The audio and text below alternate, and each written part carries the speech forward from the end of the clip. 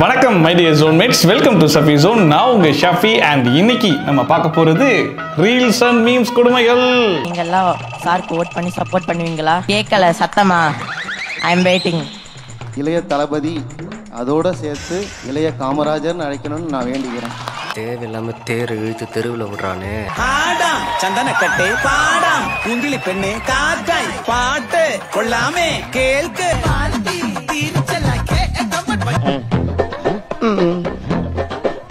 என்னடா உள்ள ஒண்ணுமே இல்ல. வழக்கம் போல தான் இன்ஸ்டாகிராமை ஸ்க்ரோல் பண்ணிட்டு இருக்கும்போது நம்ம கண்ணில் மாட்டினா இன்ட்ரெஸ்டிங்கான அமானுஷ்யமான ரீல்ஸ் அண்ட் மீம்ஸ் தான் உங்களுக்காக எடுத்து வந்திருக்கேன். வரிசையை பார்த்துருமா? தம்பி வரிசையில் வாருங்கள். தாய் இல்லாத புள்ளம்மா அது, தாயே இல்லதுக்கு. ஐயோ ஐயோ, அந்த பொண்ணுக்கு என்னாச்சுன்னு தெரியலையே. கண்ணம்மா கேரக்டர் நிக்கணுன்றதுக்காக பண்ணிட்டு இருக்கோம். கண்ணம்மாங்கிறது உங்களுக்கு தாங்க கேரக்டர். தாயில்லா புள்ளன்னு ஒருத்தங்க கண் கலங்கின்னு இருக்காங்க. நீங்க என்ன இப்படி பேசுறீங்க?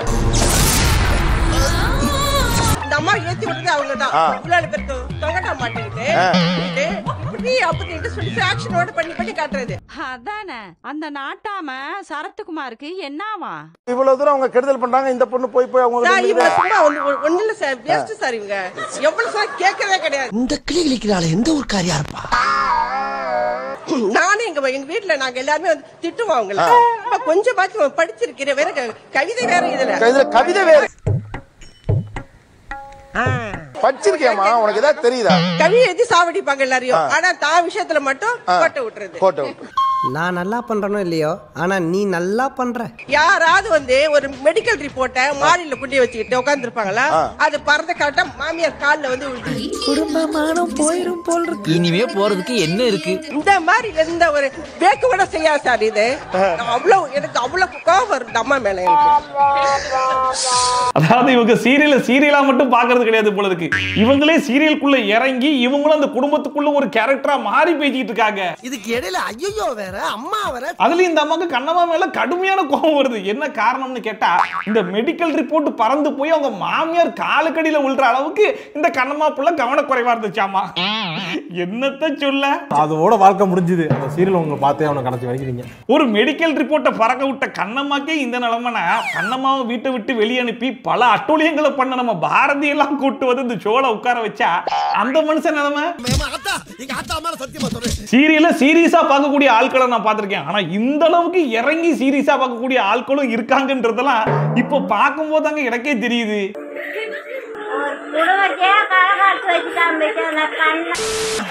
ஆடாம் சந்தன கட்டே பாடாம் குங்கிலி பெண்ணே காக்காய் வீசி அடிக்கில்லே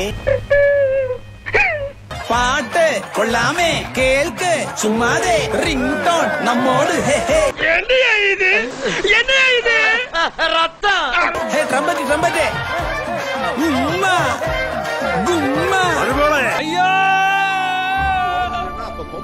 அம்மோ கணினி. அட பாவிங்களாடே, இந்த கனிமா சாங் தமிழ்ல எவ்வளவு ஃபேமஸ். அத மத்த லாங்குவேஜ்ல டப் பண்றன்ற பேர்ல என்னடா பண்ணி வச்சிருக்கீங்க? என்னடா பண்ணி வச்சிருக்கீங்க? அதுலயும் பாருங்க, பாட்டு கொள்ளாவே கேக்கு சுமாரு ரிங்டோன் நம்மோடு. ஆடாம் சந்தன கட்டே பாடாம் குங்கிலி பெண்ணே காக்காய் வீசி அடிக்கில்லே. என்ன ஆச்சு? பண்ணிட்டியாடா? நான் இந்த பாட்டை இன்ஸ்டாகிராம்ல கொஞ்சம் முன்னாடியே பார்த்தேன். பட் நான் கூட என்ன நினைச்சேன்னா, இந்த டப்பிங் பண்ணி காமெடிக்காக பண்ணுவாங்க பாத்தீங்களா, அந்த மாதிரி ஏதோ பண்ணிருக்காங்கன்னு நினைச்சேன். அதுக்கப்புறம் ஒரு டவுட் வந்து நெட்ஃபிளிக்ஸ்ல லாங்குவேஜ் மாத்தி இந்த பாட்டை கேட்டா இதே பாட்டு தாங்க அங்க ஓடிட்டு இருக்கு. பாட்டு கொள்ளாமே கேள்கு சும்மாதே. பாடி கிடி தொலைச்சிடாத. அந்த பொண்ணு ஸ்பாட்லயே பாடி. Oh my God. மலையாள வெர்ஷனுக்கே நீங்க மலைச்சு போயிட்டா இப்படி. அடுத்ததான் உங்களுக்காக ஹிந்தி வெர்ஷன் எடுத்து வந்திருக்கேன். அதையும் கொஞ்சம் கேளுங்க.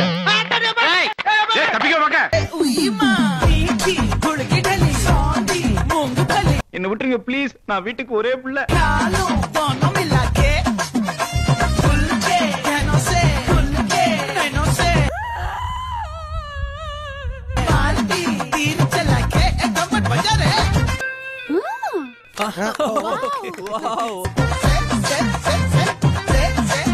அடே, இதுக்கு மலையாள வெர்ஷனே எவ்வளவு தேவல போலியடா.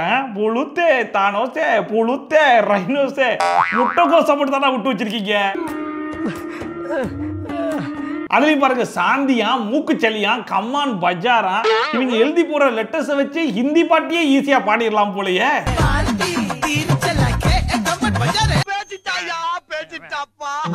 ஆனா ஒரு நல்ல பாட்டை எந்த அளவுக்கு கொலை பண்ண முடியுமோ அந்த அளவுக்கு ஈவிரக்கமே இல்லாம கொலை பண்ணி வச்சிருக்கீங்கடா. சந்தன கட்டு பாடம். நீங்க எல்லாம் சாருக்கு ஓட் பண்ணி சப்போர்ட் பண்ணுவீங்களா? கேட்கல சத்தமா. I am waiting.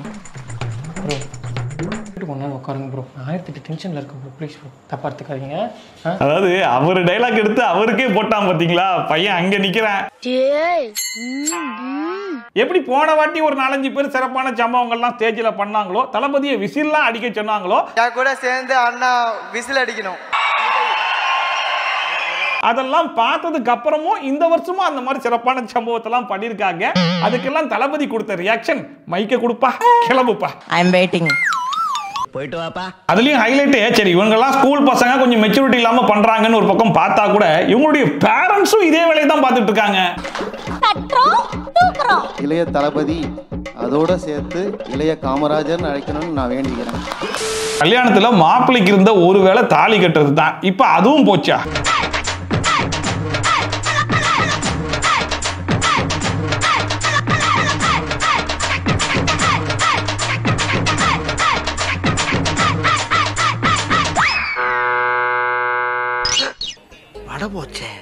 அட பாவிங்களா, டே என்னடா கொடுமை இது. மாப்பிள்ளைக்கு கல்யாண மேடையில் இருக்கிறதே ஒரே ஒரு வேலை தான், பொண்டாட்டி பக்கத்துல வந்து உட்கார்ந்த உடனே தாலி எடுத்து கபார்னு கழுத்துல கெட்டுறது. அதையும் புடிங்கி நீங்களே கட்டிட்டு மாப்பிள்ளை இப்படி வேடிக்கை பார்க்க விட்டீங்கன்னா அப்புறம் அங்க மாப்பிள்ளை நம்ம எதுக்காக வந்திருக்கேன்? யாரா இவ்வளவு அமளிதுமளி இங்க நடந்துட்டு இருக்கு? டம்மியா உட்கார்ந்து ஒருத்தர் மிச்சம் தின்னுட்டு இருக்கா. அந்த மாப்பிள்ளையும் லேசுப்பட்ட ஆள் கிடையாது. கல்யாணத்துக்கு போகும்போது தாலி கட்டுறது எப்படின்னு ஒரு பிராக்டிஸ் பண்ணிட்டு போக வேணாமா? அங்க போய் முழிச்சுக்கிட்டு இருந்தா இப்படிதான் ஆகும். ஏமாத்தி போட்டாங்க பெரியப்பா, நல்லா நம்ப வச்சு மோசம் பண்ணிட்டாங்க பெரியப்பா. சோ இதுக்கப்புறம் யாரெல்லாம் கல்யாணம் பண்ண போறீங்களோ, கல்யாண மேடைக்கு போறதுக்கு முன்னாடி ஒரு பிராக்டிஸ போட்டு போயிருங்க. இல்லனா உங்க நிலைமை இந்த நிலைமை தான். ஃப்ரீ அட்வைஸ் கேட்டா கேளுங்க, கேட்காட்டி போங்க.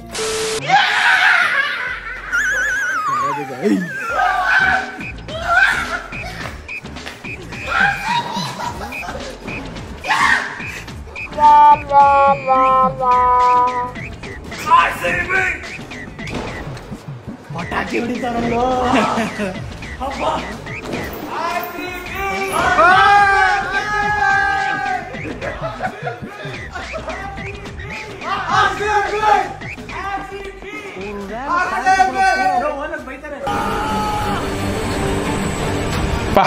ஆர்சிபி 18 வருஷ தவம் ஒரு வழியா குருசாமி ஆகாம தவிர்த்துட்டாங்க. நான் என்னதான் சிஎஸ்கே உடைய வெறித்தனமான ஃபேனா இருந்தாலும், தோனியோடைய வெறியனாவே இருந்தாலும், இந்த சீசன் நான் ஆர்சிபிக்கு தான் சப்போர்ட் பண்ணுவேன்னு நான் ஸ்டார்டிங்லேயே சொல்லியிருந்தேன். அதுக்கேற்ற மாதிரி ஆர்சிபி ஒரு வழியாக ஜெயிச்சிருச்சு. ஏன்னா ஆர்சிபி ஃபேன்ஸை எல்லாரும் கொச்சப்படுத்துகிற மாதிரி பொம்பளை கப்பு, லாலி பப்பு, அது இதுன்னு போட்டு கலாய்ச்சிட்டு இருந்தாங்க. 18 வருஷம் கடைசியாக குருசாமியெல்லாம் ஆக போறீங்கடா அப்படிங்கிற மாதிரிலாம் சொல்லிட்டு இருக்கும்போது எனக்கே ஒரு மாதிரி இருந்துச்சு. ஆர்சிபி ஜெயிச்ச உடனே எனக்கே ஒரு மாதிரி கூஸ் பம்ப்ஸ் ஆகி போச்சு.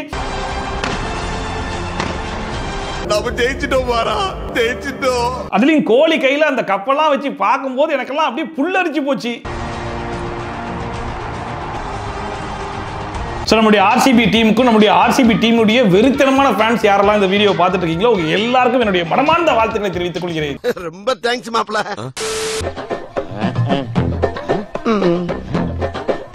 என்னடா உள்ள ஒண்ணுமே இல்ல?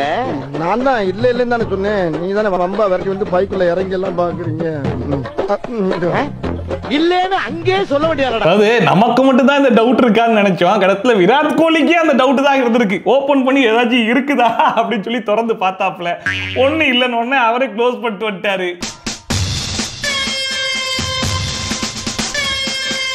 பட் எனிவே நம்ம சார்பா அவர் நமக்காக இறங்கி அந்த டவுட்டை கிளியர் பண்ணிட்டாப்ல. தீர்ந்தது சந்தேகம். Average men's mindset. உங்களுக்கு அதுல யார் எக்ஸாம்பிளா இருந்தாங்க? எனக்கு எக்ஸாம்பிளா அப்போதைக்கு யாரும் இல்ல. நான் ஒரு நடிகனா வரணும்னு என்னப்பதான் எக்ஸாம்பிளா இருக்கணும், ஒரு மாதிரி வரணுங்கிற மெச்சூரிட்டி எல்லாம் அப்ப எனக்கு கிடையாது. சரி சரி சரி. இப்ப கேட்டீங்கன்னா போகவும் கிடையாது. இந்த மனுஷனுடைய நிறைய இன்டர்வியூஸ் பார்த்திருக்கேன். ரொம்ப யதார்த்தமா பேசிடுவாப்புல, டப்புன்னு போட்டு உடச்சிட்டுருவாப்புல. அதுல நிறைய தக் லைஃப் மூமெண்ட்ஸ் தான் இருக்கும். நான் கூட அப்ப அந்த மெச்சூரிட்டிலாம் இல்ல அப்படின்னு சொன்ன உடனே சரி ஓகே இப்ப மெச்சூரிட்டி வந்து யார் பேரையோ சொல்ல போறாருன்னு சொல்லி பார்த்தா இப்பயும் இல்ல கையை வச்சுட்டாப்ல. ஒரு மாதிரி வரணுங்கிற மெச்சூரிட்டி எல்லாம் அப்ப எனக்கு கிடையாது. சரி இப்ப கேட்டீங்கன்னா போகவும் கிடையாது.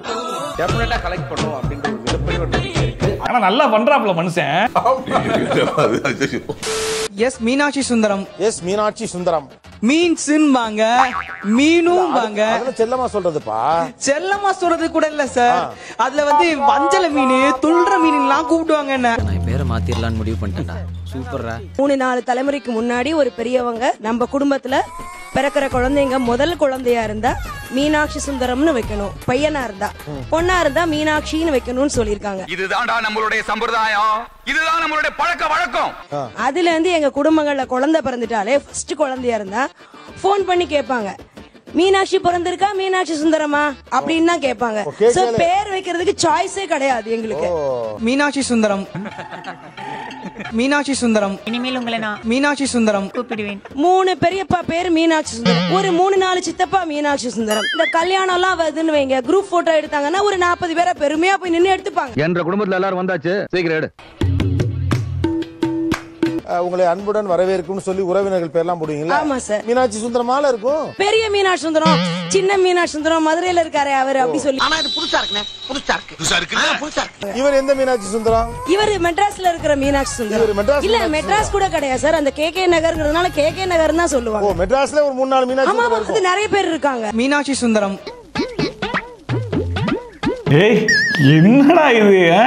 மீனாட்சி மீனாட்சி சுந்தரம் இப்படியே குடும்பத்துல இருக்கிற எல்லாருக்கும் பேர் வச்சா என்னடா ஆகுறது? நாசமா போச்சு. இல்ல ஒரு ஃபேமிலி குரூப்ல மீனாட்சி சுந்தரம் எப்படிப்பா இருக்கு அப்படி சொல்லி கேட்டா அதுக்கு 40 பேர் நல்லா இருக்கேன்னு ரிப்ளை பண்ணிட்டு இருப்பானடா.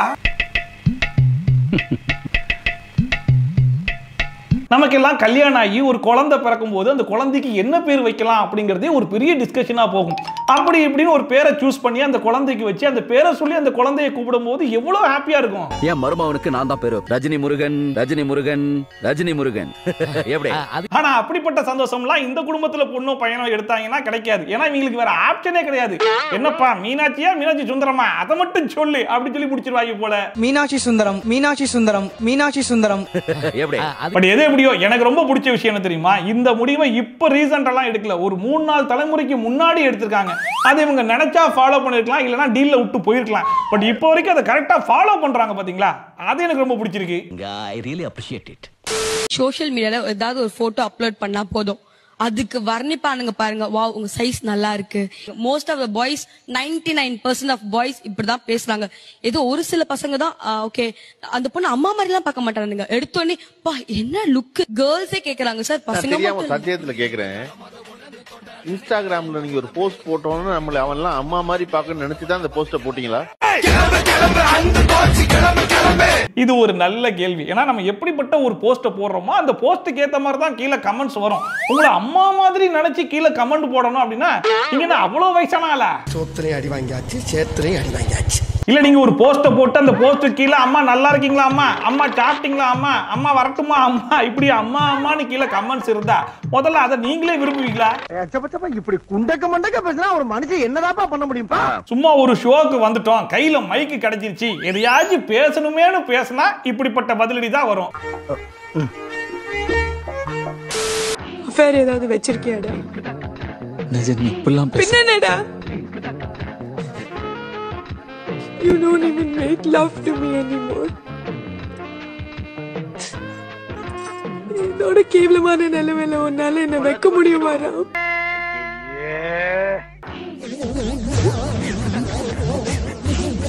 I love you டா. என்னால உன்னால கோச்சிக்க முடியல. தெரியல. அது தனுஷ் ஸ்ருதிஹாசன் இந்த பேரை மிஞ்சிற அளவுக்கு ஒரு பேர் கிடைக்குமா அப்படின்னு சொல்லி எல்லாரும் எதிர்பார்த்துட்டு இருந்தாங்கல்ல, அவங்களுக்கு போட்டியா வந்துட்டாங்கடா. காமெடி வேண்டாம் நான் சொல்லிட்டேன், நானு காமெடி பண்ணாதன்னு சொல்லியிருக்கேன் நானு. எனக்கு தெரிஞ்சு 3 படத்துடைய பார்ட் 2 ஒன்னு எடுக்கிறீங்கன்னா அதுல இவங்க 2 பேரையும் பேரா போட்டு எடுக்கடா, படம் ஓஹோன்னு போயிடும். இது நல்லா இருக்கு அப்படிங்கிற மாதிரி இது வரைக்கும் பார்த்த காம்போலயே இதுதான் பெஸ்ட் காம்போவா இருக்கு. பாப்போம் ஃபியூச்சர்ல என்னென்ன ரீல்ஸ்லாம் பண்ண போறாங்கன்னு. இந்த லொள்ளு தானே வேண்டாங்கிறது. அண்ணா யாம சம்பந்தம் என்ன வந்து மொத்தத்தையும் காலி பண்ணிட்டு போயிட்டான். சம்பந்தம் இருக்கு, அவன் பேரு டெல்லி. 10 வருஷம் உள்ள இருந்தேன்னு மட்டும் தானே சார், உள்ள போறதுக்கு முன்னாடி என்ன பண்ணிட்டு இருந்தேன்னு தெரியாது.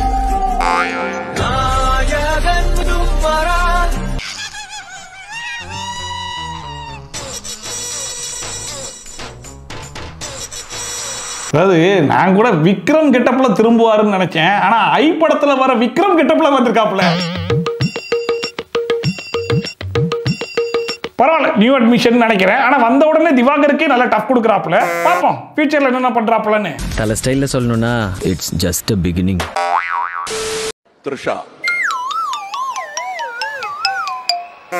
அவர்கள் அழகு அப்படின்னு அடிக்கடி சொல்றாங்க. அதெல்லாம் யாருக்கு வேணா தெரியும். ஆனா கிட்ட நெருங்கி போனாதான் உள்ள எவ்வளவு அழகா இருக்காங்க அவங்க. அதுவும் அந்த ஹேர் ஸ்டைலுக்குள்ளெல்லாம் ஒரு அழகு இருக்கு.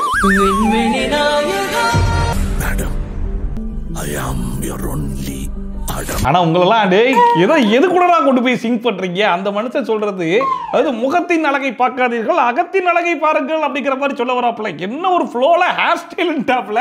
அவர் மூக்க கொண்டு போய் ஹேர் ஸ்டைல்ல வச்சு சிங்க் பண்ணி விட்டாங்க. கண்டென்ட்காக கழுகு மாதிரி காத்துட்டு இருப்போம். கிடைக்கலனா எது கிடைக்குதோ அதையே நாங்க கண்டென்ட்டா மாத்துவோம். ஆஹா, நம்மால் வந்துட்டாங்களே.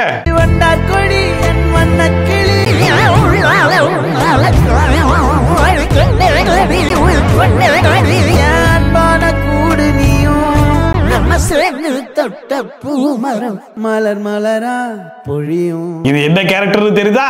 அதான் கேட ரெட்ரோ படத்துல வந்த ருக்கு கேரக்டர். நான் சொன்னேன் ஓ தலையெழுத்து.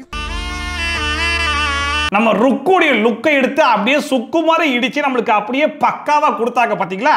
அதுலதான் அமலா சாஜி ஸ்பெஷலிஸ்டே. ஓகே, நான் சிரிக்க போறேன். நமக்கெல்லாம் எது வேணாலும் சலிச்சு போகலாம். ஆனா அந்த அமலா சாஜி பண்ணக்கூடிய அந்த ரீக்ரியேஷன் இருக்கு பாத்தீங்களா, அந்த ரீக்ரியேஷன் அதெல்லாம் செத்து போனமானா கூட மறுபடியும் எந்திரிச்சு வந்து பார்க்கலாம். பாடி எந்திரிச்சிருச்சு. நானும் ரவுடிதான் சாங்க்கு ஸ்ரீலங்கன் வெர்ஷனா. இசைமழையில் நனைய நீங்கள் தயாரா? திரணவாய் பதினவாய். என்ன குளிர் ஜோரமா? வேல் கரெங் புலாங் விதினவா டேர்வலிங் கம்பி பனினவா. මරලා හම්බ කරපු සල්ලි සේරම කෙල්ලට වියදම් කරලා මජාන් අතේ ගාගෙන හරි මං போதும். நீ பாடுறது உனக்கு கேக்குதா? සේ සත හෝ රැළ පෙම්බලිය නහු තෙටලෙඩ ඇත බයිසිකලේ බලිත් තිංකලේ සයිකලේ වගේ. ஓ நான் ஒப்பாரி வைக்கிறேன். காதுக்குள்ள சங்கூதன மாதிரி இருக்கு. ලදනම් වෙලා திரணவாய். எப்படிப்பட்ட பாட்டுறா? அதை என்னடா பண்ணி வச்சிருக்கீங்க? அதுலயும் ஒரு நயன்தாராவை கூட்டு வந்திருக்கீங்க பாருங்க. நயன்தாராவை சூப்பர்ரா. தங்கமே பொன்னத்தா திரணவாய் பதினவாய். பாட்டை கொலை பண்றதுன்னு சொல்லி கேள்விப்பட்டிருக்கேன்டா. இப்பதான்டா முதல் தடவை நேர்ல பாக்குறேன். හම්බ කරපු සල්ලි සේරම කෙල්ලට වියදම් කරලා. என்ன சார் புரோட்டா கொத்துக்கறி மாதிரி போட்டு வச்சிருக்கான்? சானதானிக்கு வீடியோ இன்னைக்கு இந்த ரீல்ஸ் அண்ட் மீம்ஸ் ரியாக்ஷனை பார்த்து கொஞ்சமா என்ஜாய் பண்ணிருப்பீங்க நம்புறேன். ஒருவேளை நீங்க என்ஜாய் பண்ணீங்க அது மறக்காம கமெண்ட் செக்ஷன்ல சொல்லுங்க. அண்ட் இதே மாதிரி ட்ரோல்ஸ் அண்ட் ரிவ்யூஸ்லாம் கண்டிப்பா பார்க்கணும்னு நினைச்சீங்கன்னா மறக்காம சப்ஸ்கிரைப் பண்ணிட்டு பக்கத்துல இருக்க பெல் ஐகானை டான் தட்டி விட்டீங்கன்னா நான் போடுற வீடியோ நோட்டிஃபிகேஷன்லாம் டான் டைமுக்கு வந்து சேர்த்துரும். ஸோ மீட் இது மாதிரி சூப்பரான வீடியோட சூப்பரான ரிவ்யூட சூப்பரான ட்ரோலோட கொஞ்சம் சந்திக்கலாம். Then bye from Shafi. Tata bye bye and take care.